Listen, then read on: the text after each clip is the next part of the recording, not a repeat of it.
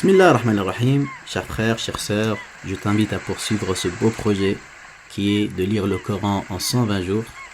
Aujourd'hui, Inch'Allah, tu vas franchir un pas important puisque tu vas terminer Surat al-Baqarah qui est la sourate la plus longue du Coran. Donc tu vas réciter à partir du verset 275 jusqu'au verset 14 de Surat Ali Imran. Dans cette page que tu vas lire aujourd'hui, Allah subhanahu wa ta'ala interdit strictement la consommation de l'usure. Al-riba, qui fait partie parmi les plus grands péchés de l'islam.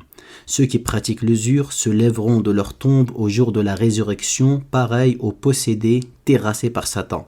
Ceci parce qu'ils disent que le commerce est semblable à l'usure, alors qu'Allah a permis le commerce et a interdit l'usure.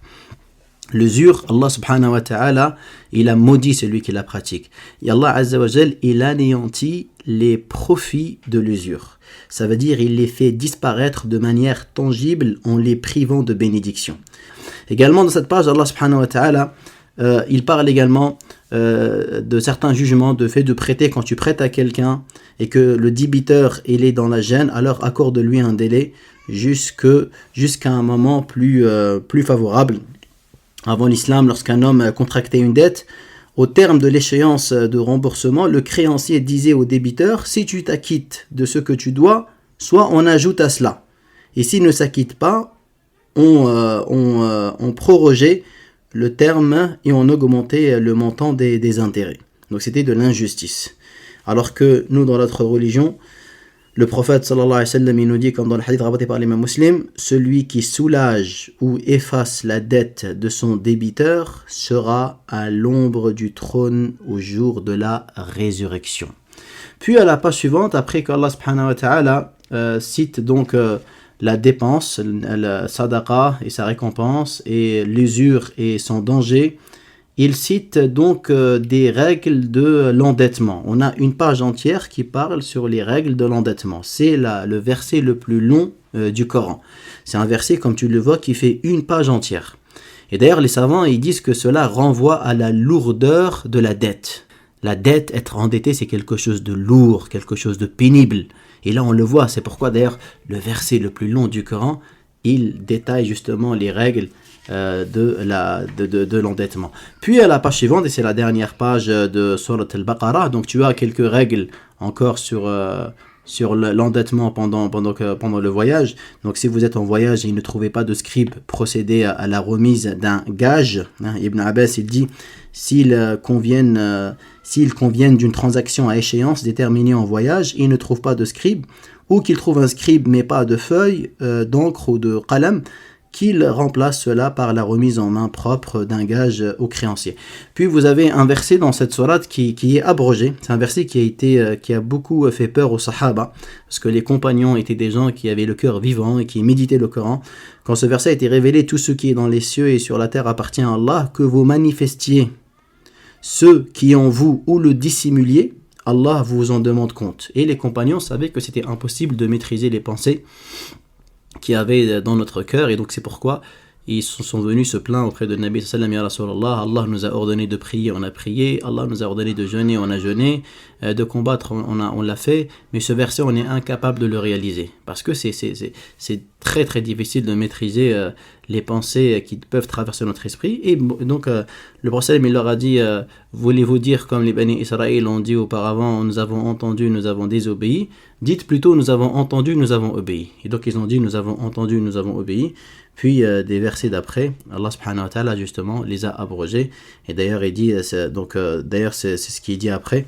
Allah subhanahu wa ta'ala il dit وَقَالُوا سَمِعْنَا وَأَطَعْنَا غُفْرَانَكَ رَبَّنَا وَإِلَيْكَ الْمَصِيرُ. Qu'est-ce que vous remarquez dans ces derniers versets? Vous remarquez que Surat al-Baqarah elle commence par parler de la foi et elle finit également en parlant de la foi. Subhanallah. Donc la foi al-Iman, c'est ce que justement mes frères et mes sœurs, il faut qu'on cherche justement à renforcer. Vraiment d'avoir une foi savante. Et les gens ambitieux, mes frères et mes sœurs, sont ceux qui vont viser la foi qui est détaillée. Et pour avoir la foi détaillée, il faut avoir justement une foi qui est savante, une foi qui est basée sur l'argument, sur la conviction. Qu'est-ce qui explique que parfois on voit des musulmans qui renoncent et qui abandonnent l'islam? C'est que souvent, il y a des gens qui sont croyants, mais ils ont une foi qui est non réfléchie, voire même une foi qui est non recherchée. Ils ont eu la foi parce qu'ils sont nés dans une famille musulmane. Et donc il y a une grande différence entre ceux qui se contentent d'avoir une foi non recherchée, non réfléchie, et celui qui a une foi réfléchie, une foi savante, une foi autonome, une foi basée sur l'argument, sur le rappel, sur l'exhortation. Il n'y a rien à voir, c'est comme le jour et la nuit. Et puis donc vous commencez une nouvelle sourate qui est sourate Ali Imran. Elle commence par deux magnifiques des noms d'Allah. Alif Lam Mim, Allahu la ilaha illa huwa al-hayyul qayyum. Et le Hayy al-Qayyum, vous l'avez vu également dans le verset le plus important du Coran, dans Surah Ayat al-Kursi. Allahu la ilaha illa huwa al-Hayy al-Qayyum, la ta'khudhuhu sinatun wa la nawm. Et là également, vous le voyez dans Surah Ali Imran.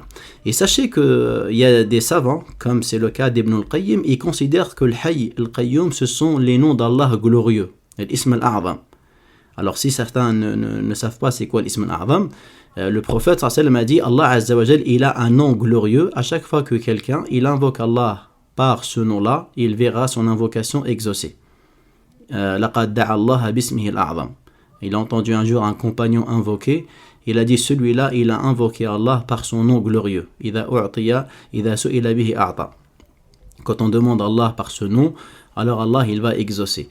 Et les savants se sont beaucoup divergés pour déterminer le nom d'Allah. Ibn Hajar, c'était à peu près 14 avis pour des savants justement concernant l'identification de ce nom. Et les deux avis les plus importants sont au nombre de deux. Le premier, c'est l'avis de la majorité qui considère que c'est Allah. Et il y a un deuxième avis qui est d'Ibn al-Qayyim, il considère que c'est Al-Hayy al-Qayyum.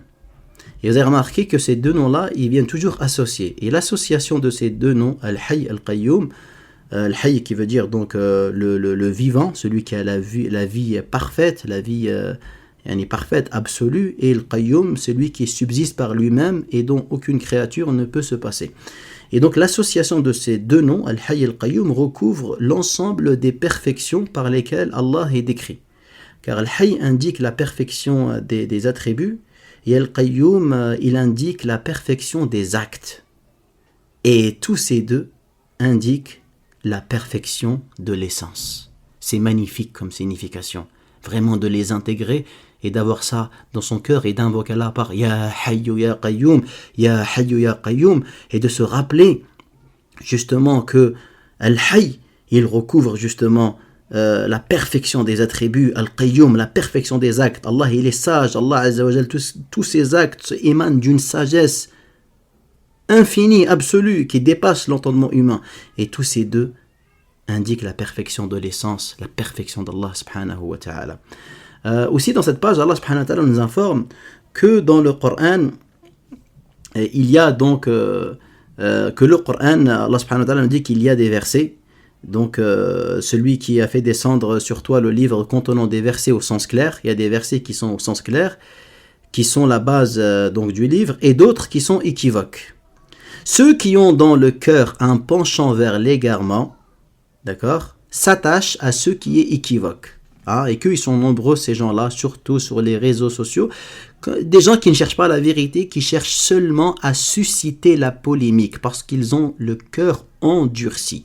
Et donc, au lieu d'aller chercher les versets au sens clair, ils vont polémiquer autour des versets équivoques, cherchant à troubler les gens dans leur religion et à l'interpréter conformément à leur dessein, alors que nul ne connaît l'exacte interprétation en dehors d'Allah. Quant à ceux qui sont ancrés dans la science, ils disent « Nous y croyons, tout vient de notre Seigneur » et seuls les doués de raison tirent profit de ces exhortations.